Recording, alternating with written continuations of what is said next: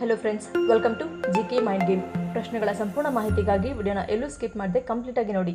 ಇವತ್ತಿನ ಪ್ರಶ್ನೆಗಳಲ್ಲಿ ಮೊದಲನೇ ಪ್ರಶ್ನೆ, ಸದಾ ನೀರಿನಲ್ಲಿ ತೇಲುವ ಶ್ರೀ ವಿಷ್ಣುವಿನ ಮೂರ್ತಿ ಯಾವ ದೇಶದಲ್ಲಿದೆ?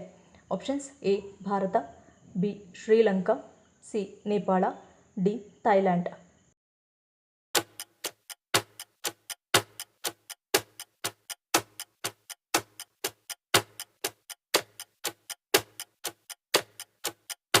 ಸರಿಯಾದ ಉತ್ತರ ಆಪ್ಷನ್ ಸಿ ನೇಪಾಳ. ನೇಪಾಳದ ಕಠ್ಮಂಡುನಲ್ಲಿರುವ 1400 ವರ್ಷಗಳಷ್ಟು ಪುರಾತನವಾದ ಬುಧ ನೀಲಕಂಠ ಹೆಸರಿನ ಶ್ರೀ ವಿಷ್ಣು ದೇವಾಲಯ. ಇದರ ವಿಶೇಷತೆ ಎಂದರೆ ಈ ಶ್ರೀ ವಿಷ್ಣುವಿನ ಮೂರ್ತಿಯು ಸದಾ ನೀರಿನಲ್ಲಿ ತೇಲುವ ಮೂರ್ತಿಯಾಗಿದೆ. ಎರಡನೇ ಪ್ರಶ್ನೆ, ಮನೆಯಲ್ಲಿ ಮನಿ ಪ್ಲಾಂಟ್ ಇಟ್ಟುಕೊಳ್ಳುವುದರಿಂದಾಗುವ ಪ್ರಯೋಜನಗಳೇನು? ಆಪ್ಷನ್ಸ್: ಎ ಧನಾಕರ್ಷಣೆ, ಬಿ ಸಂಪತ್ತು ವೃದ್ಧಿ, ಸಿ ಆರೋಗ್ಯ, ಡಿ ಯೋಗಕ್ಷೇಮ.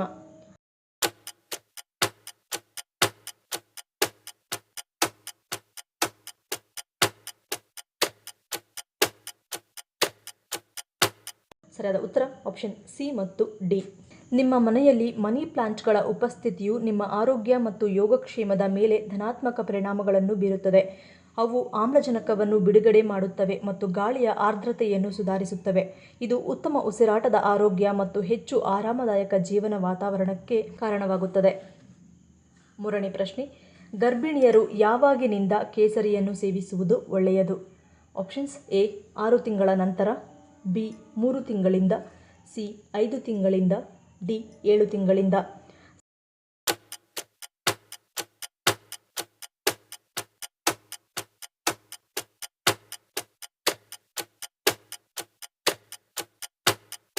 ಸರಿಯಾದ ಉತ್ತರ ಆಪ್ಷನ್ ಎ 6 ತಿಂಗಳ ನಂತರ.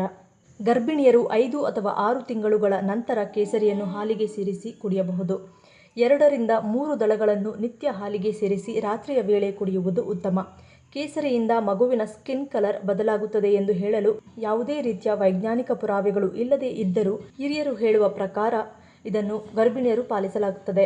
ಮತ್ತು ಕೇಸರಿ ಗರ್ಭಿಣಿಗೆ ಒಳ್ಳೆಯದು, ಆದರೆ ಅತಿಯಾದರೆ ಕೆಲವೊಂದು ಸಮಸ್ಯೆಯೂ ಆಗಬಹುದು.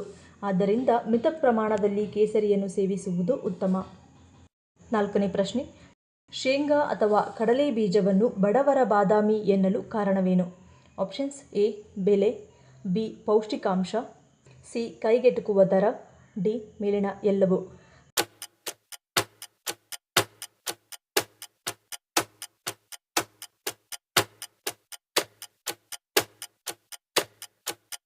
ಸರಿಯಾದ ಉತ್ತರ ಆಪ್ಷನ್ ಬಿ ಪೌಷ್ಟಿಕಾಂಶ.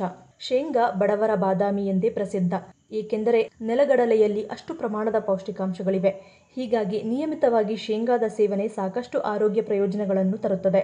ಶೇಂಗಾ ಪೌಷ್ಟಿಕಾಂಶಗಳ ಪವರ್ ಹೌಸ್ ಆಗಿದ್ದು, ಇದರಲ್ಲಿ ಪ್ರೋಟೀನ್, ಆರೋಗ್ಯಕರ ಕೊಬ್ಬು, ಅಗತ್ಯವಾದ ಖನಿಜಗಳು, ಜೀವಸತ್ವಗಳು ಸಮೃದ್ಧ ಪ್ರಮಾಣದಲ್ಲಿವೆ.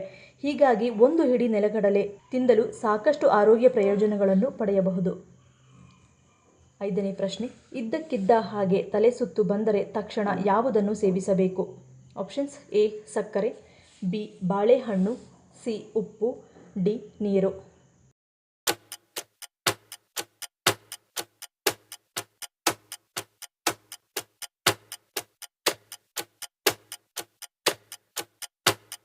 ಸರಿಯಾದ ಉತ್ತರ ಆಪ್ಷನ್ ಎ ಮತ್ತು ಬಿ. ತಲೆ ಸುತ್ತು ಬಂದು ಬಳಲಿಕೆ ಇತ್ಯಾದಿಗಳು ಕಂಡುಬಂದರೆ ಹಣ್ಣುಗಳನ್ನು ತಿನ್ನಬೇಕು. ಪೈನಾಪಲ್, ಬಾಳೆಹಣ್ಣು, ಸಪೋಟ, ಚೆರ್ರಿ, ತಾಜಾ ಹಣ್ಣಿನ ರಸ, ತರಕಾರಿ ರಸ ಆಗಾಗ ಕುಡಿಯುತ್ತಿರುವುದು ಒಳ್ಳೆಯದು. ರಕ್ತದಲ್ಲಿನ ಸಕ್ಕರೆ ಪ್ರಮಾಣ ಹೆಚ್ಚಾಗಲೂ ಬಾರದು, ಹಾಗೆಯೇ ಕಡಿಮೆಯೂ ಆಗಬಾರದು, ಸಮತೋಲನದಲ್ಲಿರಬೇಕು. ಹೀಗಾಗಿ ತಲೆ ಸುತ್ತು ಬಂದಾಗ ತಕ್ಷಣ ಯಾವುದೇ ರೀತಿಯ ಹಣ್ಣುಗಳು ಸಿಗದಿದ್ದಲ್ಲಿ ಕನಿಷ್ಠ ಸಕ್ಕರೆಯನ್ನು ಸೇವಿಸುವುದರಿಂದ ಸಕ್ಕರೆ ಪ್ರಮಾಣ ಹತೋಟಿಗೆ ಬರುತ್ತದೆ. ಆರನೇ ಪ್ರಶ್ನೆ, 60ನೇ ವಯಸ್ಸಿನಲ್ಲೂ ನೀತಾ ಅಂಬಾನಿ ಅವರ ಹೊಳೆಯುವ ಚರ್ಮಕ್ಕಾಗಿ ಯಾವ ದೇಶದ ನೀರನ್ನು ಕುಡಿಯುತ್ತಾರೆ? Options: A France, B Fiji, C Iceland, D ಮೇಲಿನ ಎಲ್ಲವೂ.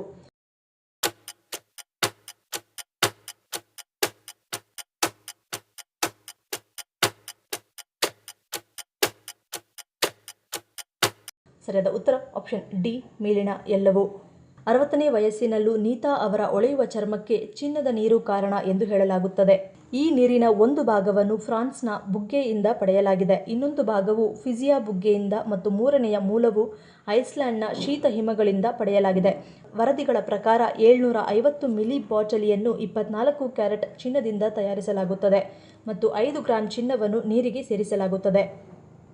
7ನೇ ಪ್ರಶ್ನೆ, ಒಬ್ಬ ವ್ಯಕ್ತಿಯ ಜೀವಿತಾವಧಿಯಲ್ಲಿ ಹೃದಯವು ಸರಿಸುಮಾರು ಎಷ್ಟು ಬಾರಿ ಬಡಿದುಕೊಳ್ಳುವ ಸಾಮರ್ಥ್ಯವನ್ನು ಹೊಂದಿದೆ?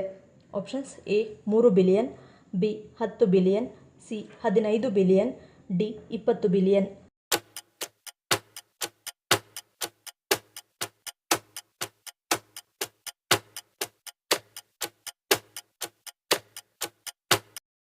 ಸರಿಯಾದ ಉತ್ತರ ಆಪ್ಷನ್ ಎ 3 ಬಿಲಿಯನ್. ಕಷ್ಟಪಟ್ಟು ಕೆಲಸ ಮಾಡುವ ಸ್ನಾಯುಗಳಲ್ಲಿ ಹೃದಯ ಸ್ನಾಯು ಕೂಡ ಒಂದು. ಈ ಸ್ನಾಯು ಪ್ರತಿ ಹೃದಯ ಬಡಿತದೊಂದಿಗೆ 71 ಗ್ರಾಂ ರಕ್ತವನ್ನು ಪಂಪ್ ಮಾಡುತ್ತದೆ. ನಮ್ಮ ಹೃದಯವು ಪ್ರತಿದಿನ ಕನಿಷ್ಠ 2500 ಗ್ಯಾಲನ್ ರಕ್ತವನ್ನು ಪಂಪ್ ಮಾಡುತ್ತದೆ.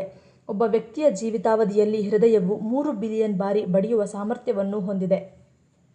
8ನೇ ಪ್ರಶ್ನೆ, ಶಾಲಾ ಕಾಲೇಜುಗಳಿಗೆ ಹೋಗುವ ಮಕ್ಕಳು ಬೆಳಗ್ಗಿನ ತಿಂಡಿಯನ್ನು ತಪ್ಪಿಸುವುದರಿಂದ ಯಾವ ಸಮಸ್ಯೆ ಎದುರಾಗುತ್ತದೆ? ಆಪ್ಷನ್ಸ್ ಎ ನೆನಪಿನ ಶಕ್ತಿ ಕುಂಠಿತ, B Alzheimer, C type 2 diabetes, C ಮೆದುಳು ಡ್ಯಾಮೇಜ್.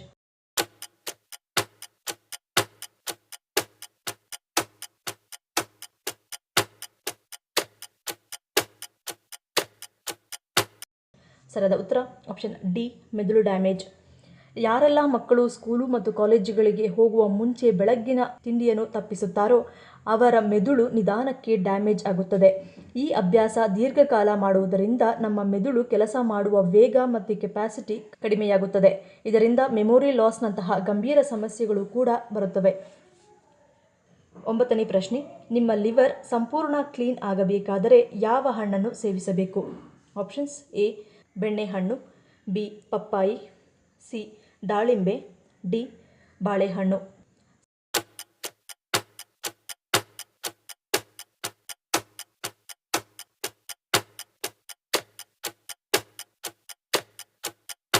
ಸರಿಯಾದ ಉತ್ತರ ಆಪ್ಷನ್ ಬಿ ಪಪ್ಪಾಯಿ. ಲಿವರ್ ಸಮಸ್ಯೆಯಿಂದ ಬಳಲುತ್ತಿರುವವರು ಪಪ್ಪಾಯಿ ಹಣ್ಣುಗಳನ್ನು ನಿಯಮಿತವಾಗಿ ಸೇವಿಸುವುದರಿಂದ ಉತ್ತಮ ಪ್ರಯೋಜನವನ್ನು ಪಡೆಯಬಹುದು.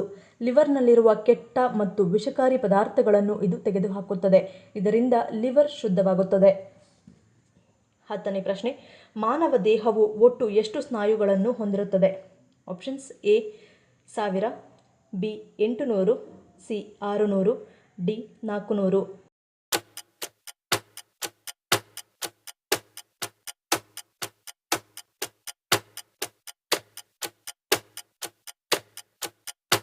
ಸರಿಯಾದ ಉತ್ತರ ಆಪ್ಷನ್ ಸಿ 600. ಮಾನವ ದೇಹದಲ್ಲಿ ಒಟ್ಟು 600 ಸ್ನಾಯುಗಳನ್ನು ಹೊಂದಿರುತ್ತದೆ. ಒಂದು ಹೆಜ್ಜೆಗೆ ನಾವು 200 ಸ್ನಾಯುಗಳನ್ನು ಬಳಸುತ್ತೇವೆ. ನಮ್ಮ ದೇಹದಲ್ಲಿನ ಪ್ರಬಲ ಸ್ನಾಯು ನಮ್ಮ ನಾಲಿಗೆ ಮತ್ತು ಚಿಕ್ಕ ಸ್ನಾಯುಗಳು ಮಧ್ಯಮ ಕಿವಿ ಭಾಗದಲ್ಲಿ ಕಂಡುಬರುತ್ತವೆ.